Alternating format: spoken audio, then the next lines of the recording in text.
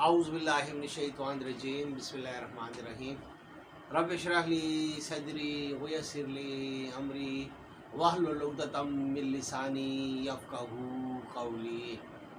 अस्सलाम वालेकुम नाज़रीन कराम। इससे पहले हमने ये बताया था अज़ीज़ मिस्र की बीवी ने अपने आप को हज़रत यूसुफ़ अलैहिस्सलाम के सामने पेश किया, लेकिन उन्होंने जो है वो इनकार किया और वो वहाँ से उनके महल से उनके कमरों से जो कि ताले लगे हुए थे वहाँ से भागे और एक के बाद दीगरे जो है वो ताले खुलते गए और वो भागते गए, यहाँ तक कि वो आखिरी दरवाजे पे आ गए। और जब आखिरी दरवाज़ा खोला तो सामने अज़ीज़ मिस्र को मौजूद पाया। इससे पहले कि यूसुफ़ अलैहिस्सलाम कुछ कहते, अज़ीज़ मिस्र की बीवी ने हज़रत यूसुफ़ अलैहिस्सलाम के ऊपर इल्ज़ाम लगा दिया कि इन्होंने जो है वो मेरे साथ जो है वो बदनीयती वाला मामला करना चाहा। लेकिन यूसुफ़ अलैहिस्सलाम ने फ़ौरन कहा कि ये सच नहीं कह रही है, बल्कि इन्होंने अपने नफ्स को मेरे सामने पेश किया और मैंने वो इनकार कर दिया। अब जो है मसला ये था कि कौन सच्चा है और कौन झूठा है। अब अल्लाह ताला ने हज़रत यूसुफ़ अलैहिस्सलाम के लिए एक राह निकाली और अज़ीज़ मिस्र की बीवी के घर में से ही किसी ने गवाही दी कि हम देखते हैं, हम ऑब्ज़र्व करते हैं कि इस मामले की नौइयत क्या है। उस गवाह ने ये कहा कि अगर कमीज़ यूसुफ़ अलैहिस्सलाम की कमीज़ सामने की तरफ से जो है वो फटी हुई है तो यूसुफ़ अलैहिस्सलाम जो है वो गुनाहगार हैं, और अगर उनकी जो कमीज़ है वो पीछे की जानिब से फटी हुई होगी तो फिर यूसुफ़ अलैहिस्सलाम गुनहगार नहीं हैं, फिर अज़ीज़ मिस्र की बीवी जो है वो गुनहगार हैं। अब जब उन्होंने इस बात का मुआयना किया तो यूसुफ़ अलैहिस्सलाम की जो है वो कमीज़ सामने से फटी हुई नहीं थी, वो बिल्कुल सालिम थी, सलामत थी। और जब पीछे की तरफ से देखा तो चूँकि ज़ुलेहा जिसका नाम बताया जाता अज़ीज़ मिस्र की बीवी का,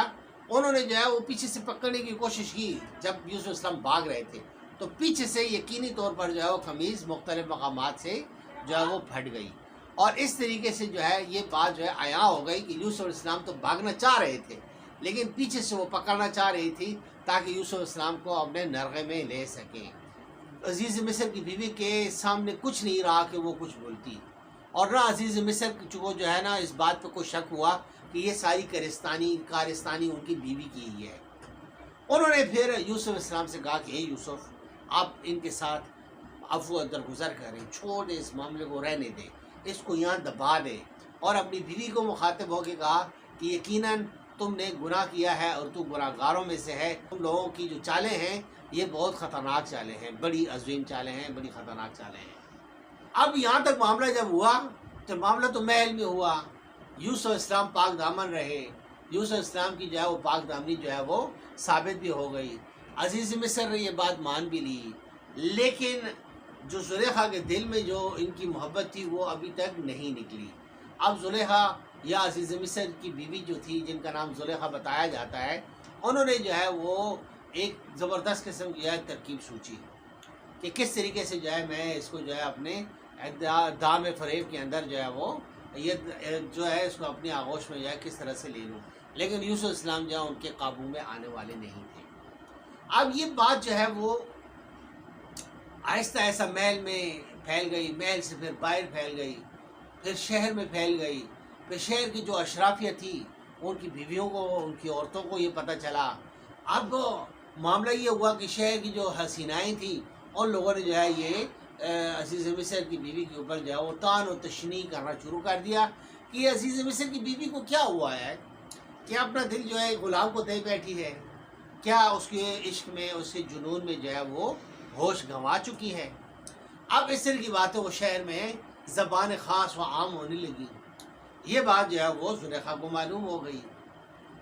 अब ये बात उसको मालूम हो गई तो उसने कहा कि यार मैं कैसे बताऊं कि मैं जो हज़रत यूसुफ़ अलैहिस्सलाम के हुस्न की दीवानी हूँ, तो इसकी कोई वजह है, आखिर ये मैं उनको कैसे बताऊं। उन्होंने एक ज़बरदस्त किस्म का जो है वो दावत का इंतज़ाम किया अपने महल में, और शहर की जो जितनी भी हसीनाएँ थीं उनको उस दावत में बुला लिया।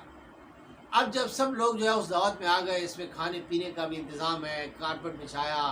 तकिए लगाए, खूब ज़बरदस्त किस्म का जो है ना शान व शौकत के साथ और आओ भगत के साथ जो है एक शानदार एहतमाम किया ज़ियाफ़त का। اب یہ ہے کہ سب جتنی بھی یہ خواتین آ گئیں، شہر کی جو ہے بڑے بڑے جو ہے وہ عہدیداروں کی بیویاں تھیں، وہ ان کی گھرانوں کی جو ہے وہ شہزادیاں تھیں، وہ آ گئی اور وہ آ کے جو ہے وہ انتظار کرنے لگی کہ ہمیں کیوں انہوں نے اتنی بڑی ضیافت میں کیوں بلایا ہے، آخر ان کی بھی حیرت کی کوئی انتہا نہیں تھی۔ اب وہ اس طریقے سے کہ انہوں نے سب کو جو ہے وہ کھانے کے لیے پھل بھی دے دیا اور ایک ایک جو ہے ان کے سامنے جو ہے چھری بھی رکھ دی تاکہ یہ ہے کہ یہ پھل کاٹیں اور پھل کھائیں۔ اس دوران جو ہے نا زلیخا نے جو ہے نا انتظام کر رکھا تھا کہ جیسے یہ سب لوگ جو ہے وہ اپنا پھل کھانے میں اور پھل کاٹنے میں بزی ہوں گی، اسی وقت وہ آواز دے گی اور یوسف علیہ السلام کو جو ہے وہ پکارے گی اور یوسف علیہ السلام جو ہے وہاں ان کی آواز سن کر جو ہے وہ خدمت کرنے کے لیے حاضر ہو جائیں گے، کیونکہ ابھی تک یوسف علیہ السلام محل میں ہی تھے، ابھی تک یوسف علیہ السلام کو جیل نہیں ہوئی تھی اور یوسف علیہ السلام کو ابھی جیل میں نہیں ڈالا گیا تھا۔ اب وہ اس طریقے سے کہ یوسف علیہ السلام جو ہے وہ ادھر محل میں تھے، جب انہوں نے سارا انتظام کر لیا تو انہوں نے یوسف علیہ السلام کو بلوایا کہ آئیں یوسف علیہ السلام آئیں۔ وہ یہ چاہتی تھی کہ یہ شہر کی عورتیں بھی یوسف علیہ السلام کا حسن دیکھتے ہیں ان کے اوپر کیا اثر پڑتا ہے۔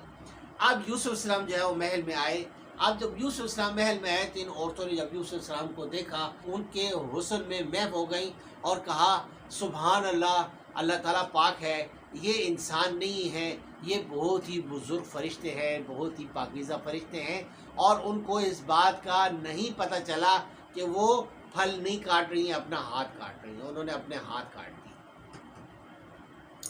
اس طرح سے وہ حضرت یوسف علیہ السلام کے حسن میں محو ہو گئی۔ جب انہوں نے یہ کہا کہ یہ انسان نہیں ہے، یہ تو بہت کریم فرشتے ہیں، بہت ہی بزرگ اور بہت ہی پاکیزہ فرشتے ہیں، یہاں زلیخا کو کہنے کا موقع ملا یہ ہیں وہ جن کے بارے میں تم میرے اوپر لعن طعن کر رہے ہو، تو کیا میں صحیح نہیں ہوں؟ اگر میں نے ان کو دل دے دیا اور میں ان کو دل دے بیٹھی تو کیا میں صحیح نہیں ہوں؟ میں تو بالکل صحیح ہوں، اور اگر انہوں نے میری بات نہیں مانی، میں نے جو ان سے کہا، اور اگر انہوں نے میری بات یہ نہیں مانی تو پھر ان کو میں جو ہے وہ دردناک عذاب دلواؤں گی یا جیل میں ڈلوا دوں گی۔ اب یوسف علیہ السلام نے یہ سارا ماجرا دیکھا اور یہ ساری باتیں دیکھی تو انہوں نے کہا اے اللہ، میں ان کے فریب میں مبتلا نہ ہو جاؤں، یا اللہ مجھے جیل میں ڈال دینا ہی بہتر ہے تاکہ ان کے جو ہے فریب اور ان کے چنگل سے جو ہے میری جان چھوٹے۔ اللہ تعالیٰ نے جو ہے وہ کوئی ایسا انتظام کیا اور عزیز مصر نے بھی اس بات کو جو ہے وہ خوب بھانپ لیا کہ یہ معاملہ جو ہے کسی طریقے سے جو ہے وہ سنبھالا جائے، تو یوسف علیہ السلام کو بغیر کسی جرم کے، بغیر کسی الزام کے جیل میں ڈال دیا گیا۔ یوسف علیہ السلام کو جیل میں ڈال دیا گیا۔ اب یوسف علیہ السلام جیل میں چلے گئے۔